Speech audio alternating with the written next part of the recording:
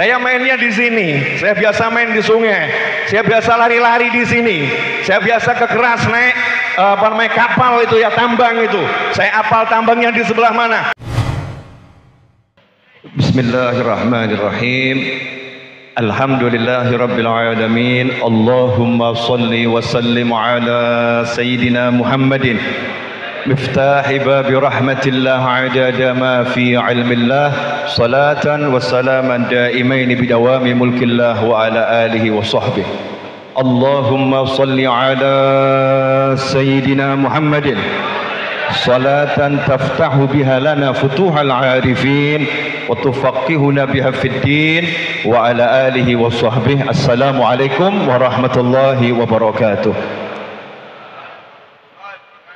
Alhamdulillah, saya diberi Allah Ta'ala kemudahan untuk berada di tengah-tengah rahmat. Mudah-mudahan kita semua selalu dalam rahmat selama-lamanya sampai bertemu dengan zat yang diutus oleh Allah Ta'ala sebagai rahmatan lil alamin, yaitu baginda Muhammad sallallahu alaihi wasallam, sedangkan beliau senang dan ridha kepada kita semua. Amin Allahumma amin. Insyaallah singkat dan barokah. Ya, insyaallah singkat dan barokah. Yang pertama, pulang dari sini minta sama Allah punya anak seperti Habib Mustafa, punya anak seperti putra putrinya Habib Mustafa Ba'abud. Jadi orang tua itu ciri-cirinya orang tua yang sukses, kalau masih hidup sudah bisa lihat anaknya sukses. Ya, masih hidup udah bisa lihat anaknya sukses. Cuman sukses itu bukan punya titel, bukan punya pangkat, bukan punya gelar, bukan punya harta, bukan. Sukses itu apa?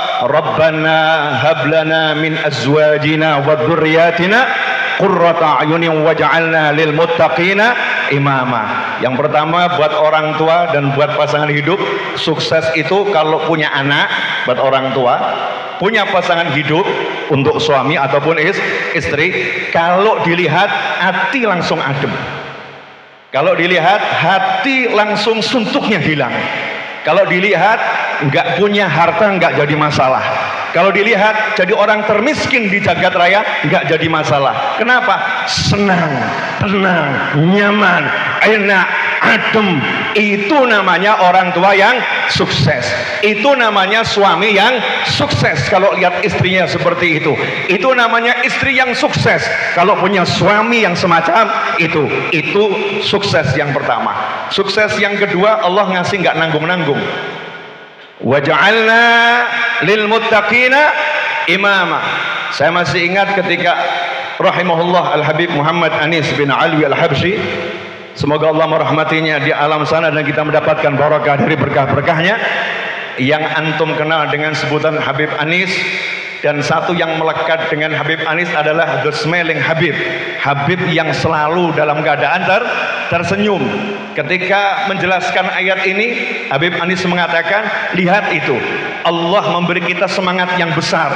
Jangan sekedar minta jadi orang yang bertakwa. Jadi orang yang bertakwa itu harga mati.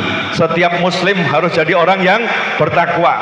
Sholat Jumat nih ya, saya tambahkan sholat Jumat selalu usikum wa nafsiya bitaqwallah. Kalau nggak ada wasiat takwa, nggak sah itu sholat Jumat. Harus wasiat takwa. Jadi kalau kita jadi muslim nggak bertakwa, keterlaluan. Setiap Jumat dikasih tahu untuk jadi orang yang bertakwa, nggak bertakwa, keterlaluan. Makanya Allah nggak mengajarkan kepada kita untuk minta jadi orang yang bertakwa, tetapi Allah katakan waj'alna lil muttaqina imama. Jadikan kami imamnya orang-orang yang bertakwa, pemimpinnya orang-orang yang bertakwa, leadernya orang-orang yang bertakwa. Jangan jadi wali yang nanggung, jadi wali pimpinan para wali.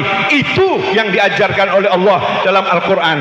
Maka suksesnya antum kalau anakmu jadi wali, bukan wali tingkat RT, bukan wali tingkat RW, bukan wali tingkat kelurahan, bukan wali tingkat Semanggi kalau di Solo, ya bukan wali tingkat Pelem kalau ada di Mojo, tapi walinya tingkat interakhirat, yaitu dikenal di alam sana sebagai pimpinan para aulia di zaman itu. Itu baru namanya sukses yang tertinggi. Tapi kalau nggak dapat yang itu, ya Ya tetap pimpinan para wali di kampungnya. Udah alhamdulillah. Itu yang namanya sukses. Dan alhamdulillah Habib Mustafa Ba'abud, semoga Allah panjangkan umurnya dalam sehat, dalam taat, dalam senang ya. Saya saksi sukses ini.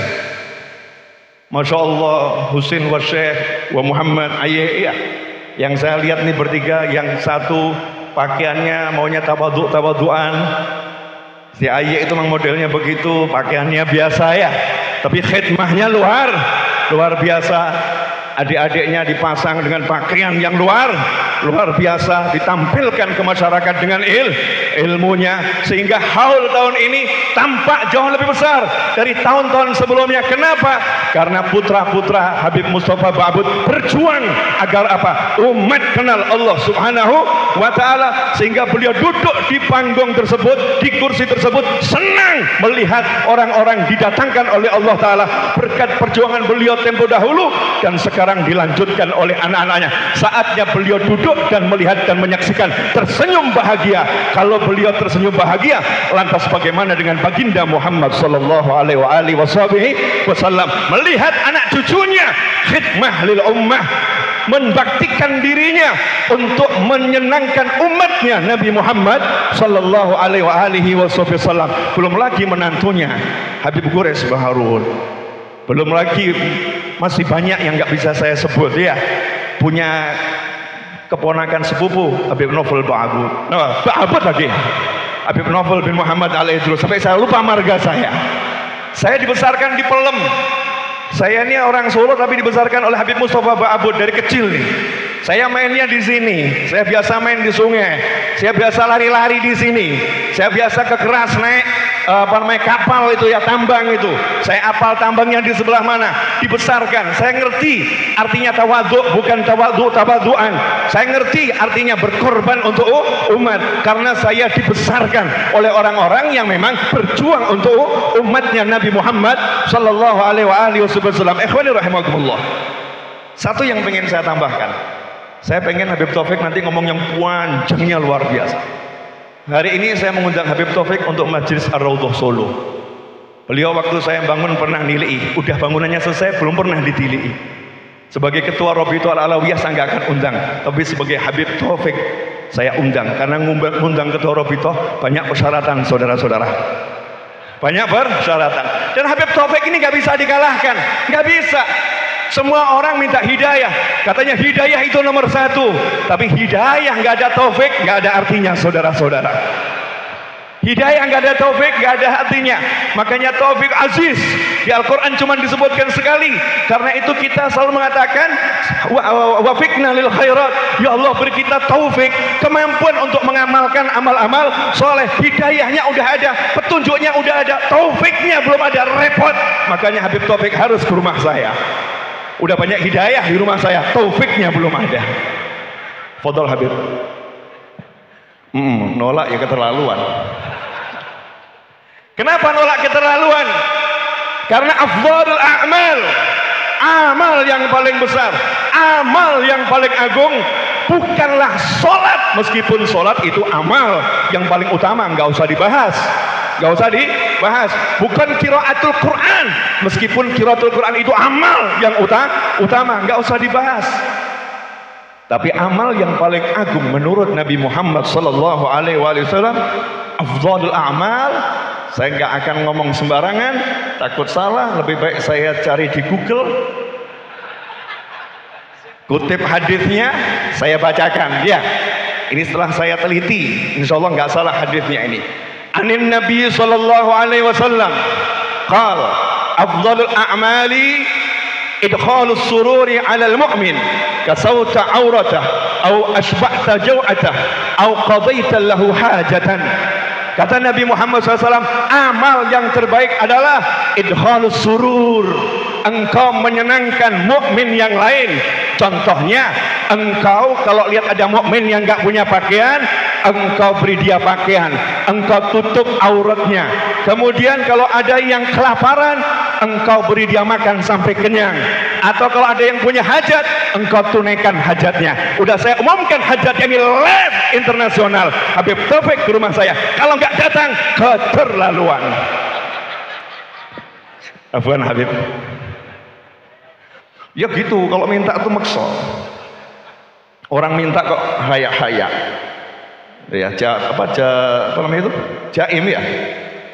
Kemudian dalam hadis yang lain, Nabi Muhammad sallallahu alaihi wasallam bersabda, "Ahabbul a'mali ila Allah azza wa jal sururun tudkhiluhu ala muslim aw takshifu anhu kurbatan aw tatrudu anhu jazaan aw taqdi anhu dainan aw kama qala sallallahu alaihi wasallam." Amal yang paling utama adalah, amal yang paling dicintai oleh Allah taala adalah sururun tudkhiluhu ala muslim.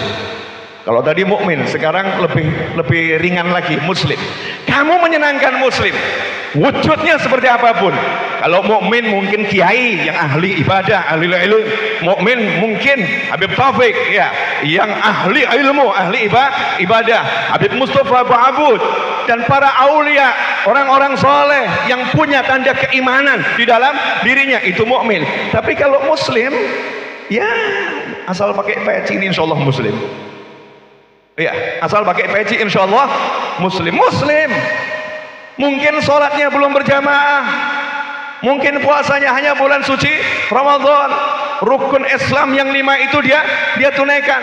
Kata Allah Ta'ala, amal yang paling dicintai oleh Allah Ta'ala adalah engkau menyenangkan seorang muslim.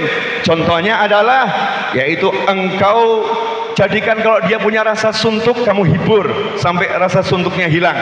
Kalau kemudian dia itu sedih, kamu singkirkan kesedihannya. Atau ini poin paling penting, kalau dia punya hutang, kamu lunaskan hutangnya.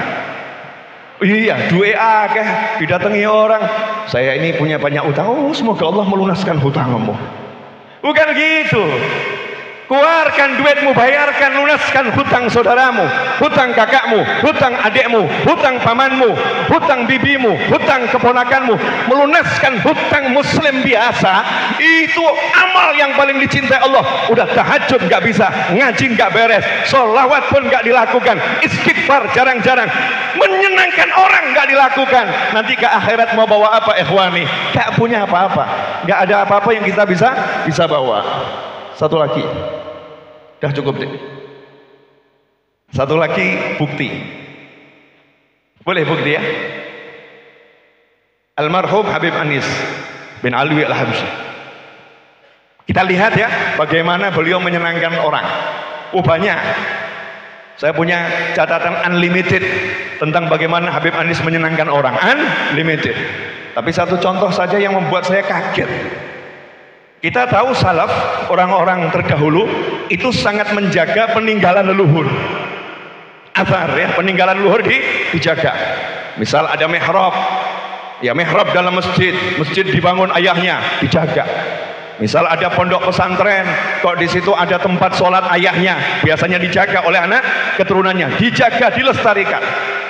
Masjid Riyadh Solo dibangun oleh Habib Alwi bin Ali Al-Habsyi rahimahullah, dan dilanjutkan perjuangannya oleh anak keturunannya sampai ila yaumil qiyamah selama-lamanya insyaallah. Dan salah satunya saat itu adalah almarhum Al-Habib Anis bin Alwi Al-Habsyi. Haul Solo. Waktu itu Masjid Riyadh Solo yang sekotak kecil, itu masjidnya sekotak kecil. Kalau bangunan yang besar itu adalah bukan bagian masjid, tapi perluasan masjid, majelisnya, rumah dan lain sebagainya. Masjid yang kotak kecil yang sekarang di Masjid Riyadh dikelilingi kaca di sebelah selatan, kaca di sebelah timur, kemudian kayu, ya pintu kayu di sebelah utara, kemudian tembok dan ada mihrabnya di sebelah barat. Itulah yang wakaf masjid. Maka makamnya Habib Alwi, makamnya Habib Anis, makamnya Habib Ahmad bukan di area masjid, tetapi di luar masjid, di halaman. Memang tanah yang dibeli untuk dijadikan makam. Ikhwani rahimakumullah, di masa Habib Alwi itu Masjid Riyadh keliling itu tembok, bukan kaca. Saya waktu kecil, alhamdulillah sejak kelas 2 SD saya hadir maulid tiap malam Jumat karena dibohongin ibu saya. Ibu saya hadir nih, semoga panjang umur fi taatillah sehat wal afiat. Ibu saya bohongin begini, kamu kalau pengen dapat roti malam Jumat ke Masjid Riyadh, nanti kalau ada yang meninggal dunia ada tahlil kamu dapat roti. Masya Allah. Berangkat saya ini dibohongi ibu saya, pembohongan yang syar'i ya begini. cara didik anak. Betul memang kalau ada tahlil ada roti, cuman saya lupa tahlil nunggu orang mati. Jadi kalau nggak ada orang mati nggak ada tahlil. Saya jalan kaki jauh sampai Masjid Riyadh pulang, nggak ada roti saat itu ya dulu. Maka ibu saya ngomong, insya Allah malam Jumat depan ada roti. Ya insya Allah malam Jumat depan ada roti. Ya alhamdulillah kan, minimal sebulan sekali ada orang mati. Kalau nggak ada orang mati sebulan sekali, ada yang ditahlilkan sebulan sekali, entah yang ke 40 hari, entah yang 1000 hari, entah yang 100 hari. Senang nih pulang, nih mah bawa roti, senang. Talabul ilma, kata Imam Ghazali, aku cari ilmu bukan karena Allah. Imam Ghazali cari ilmu karena makan. Imam Ghazali meninggal ayahnya yatim, gak punya ayah, gak punya ibu, dititipkan pada kawannya yang miskin, kawan ayahnya yang miskin. Maka Imam Ghazali dan kakaknya Muhammad bin Muhammad punya kakak namanya Ahmad bin Muhammad. Kakak adik ini namanya Muhammad dan Ahmad, karena keluarga ini cinta pada Nabi Muhammad SAW. Maka anaknya dikasih nama Muhammad, Ahmad. Antum ngaku cinta sama Rasulullah SAW. Kalau sampai satu di antara anggota keluarga kita, anak keturunan kita, nggak ada namanya Rasulullah SAW, maka tanda tanya cinta kita pada Nabi Muhammad SAW. Ngeri.com. Boleh dilanjut. Berangkat saya kecil sampai akhirnya saya sekarang bisa ceramah di sini gara-gara kecil dibohongi ibu. Imam Ghazali cari makan, tapi kata Imam Ghazali begitu kenal ilmu nggak cari makan lagi, tapi cari ilmu. Niatnya cari ilmu beneran. Saya ke Masjid Riyadh. Jadi kalau di samping itu nggak bisa lihat Habib Anis, nggak bisa, karena ada tembok. Kalau di belakang sini nggak bisa karena ada tembok. Maka Habib Anis merobohkan tembok itu, kemudian diganti kaca. Biar apa? Biar orang bisa melihat semua yang ada di dalam masjid. Surur, menyenangkan orang. Tembok ini adalah warisan ayahnya. Maka tembok ini dijadikan bagian dari masjid. Runtuhannya dimasukkan ke masjid sehingga wakafnya nggak hilang. Tapi yang paling mengejutkan saya adalah kisah bagaimana beliau merobohkan mihrabnya masjid. Mihrab, tempat yang paling utama dalam masjid, tempatnya imam, terbuat dari bata yang indah. Saya nggak tahu persis bahannya bata yang seperti apa, karena udah dibuat jadi mihrab yang bagus seperti mihrabnya Masjid Jami' As-Segaf atau masjid-masjid yang tua. Tiba-tiba waktu haul datang Habib Ja'far Al-Muhdar yang badannya Masya Allah besar, kemudian pengen jadi imam, ternyata nggak muat, mihrabnya nggak muat. Maka Habib Ja'far berkata, Anis, kalau mihrabnya muat, saya tahun depan mau jadi imam. Kalau mihrabnya muat, tahun depan saya mau jadi imam, saya mau ngimami di Masjid Riyadh. Demi menyenangkan Habib Ja'far Al-Muhdar, mihrab hanya untuk menyenangkan satu orang. Mihrab warisan ayahnya, mihrab yang dibangun oleh waliullah Habib Alwi bin Ali Al-Habsyi, yang zikirnya satu hari tidak kurang 100.000 kali mengucapkan la ilaha illallah, la ilaha illallah, la ilaha illallah. Habib Anis menceritakan, ayah saya itu kalau orang Solo punya tasbih yang baru dari kayu, pengen tasbihnya mengkilap, maka dipinjamkan ke ayah saya. Nggak nyampe 3 hari udah kilap, karena dipakai terus oleh Habib Alwi dengan la ilaha illallah, la ilaha illallah, la ilaha illallah. Ini zikir yang dikumandangkan terus oleh Habib Alwi. Dan Habib Alwi karena hormat sama tamu, kalau bicara sama tamu, tasbihnya diberhentikan, kemudian menghadapkan seluruh wajahnya ke tamu, silahkan kamu bicara, didengarkan, kemudian dijawab, selesai hajatmu, lanjutkan zikirnya. Enggak seperti kita sambil ngadepin tamu gaya berzikir. La zikir walah tiram. Ini bukan ilmu, tetapi ini ketidakadaban yang terjadi kepada kita karena nggak punya ilmu pengetahuan. Mafi dzauq, nggak punya cita rasa. Tadi saya jalan sama Bib Taufik, dzauq, rasa. Iya, tapi nggak pakai H, R-O-S-O. Rasa itu dzauq. Kalau pakai H lain, maknanya kuat. Boleh dilanjut? Ya, saya itu masalahnya kasih mic yang salah yang ngasih. Cuman tadi kata biar barokah. Barokah itu biasanya panjang atau pendek? Panjang atau pendek? Panjang ya. Kalimatnya barokah ya begini hasilnya. Akhirat. Habib Anis kemudian memerintahkan mihrab itu untuk dirobohkan. robohkan mihrabnya. Mihrabnya dirobohkan, kemudian dijadikan kayu yang sampai sekarang ini. Kalau ke Masjid Riyadh, tahun berikutnya Habib Ja'far datang senang. Anis, kalau gini saya bisa jadi imam ini. Beliau pun sholat subuh, ya, tapi yang dibaca surat Sajdah. Ya karena ada jadabnya. Yang dibaca surat Sajdah. Maka saat surat Sajdah beliau sujud, jamaahnya hol, gak tahu kalau ini lagi sujud. Ketawa nih setelah majelis, semua itu ketawa. Masya Allah nih Habib, senang Habibnya karena bisa sholat di mihrabnya Habib Alwi. Dan Habib Anis berkorban merobohkan mihrab tersebut demi apa? Idkhalus surur, menyenangkan hati seorang mukmin, menyenangkan hati seorang wali, menyenangkan hati seorang saleh, menyenangkan hati seorang beriman, menyenangkan hati anak cucu Nabi Muhammad SAW, menyenangkan hati keturunan orang-orang saleh, keturunan para kiai, keturunan para masyayikh, keturunan para guru, menyenangkan hati mereka. Itu merupakan amal yang terutama dan amal yang paling dicintai Allah Ta'ala. Kalau menyenangkan hati yang seperti itu, nilainya begitu. Lantas bagaimana dengan akhina Husain, akhina Syekh, ya, akhina Muhammad yang pengen menyenangkan hati ayahnya, menyenangkan hati orang tua. Untuk menyenangkan hati orang tua disuruh jadi keset jadi, disuruh jadi apapun jadi, selama itu halal, enggak haram. Diperintahkan orang tua senang, buang ilmumu, buang apa yang ada dalam benakmu, senangkan orang tuamu adalah segala-galanya.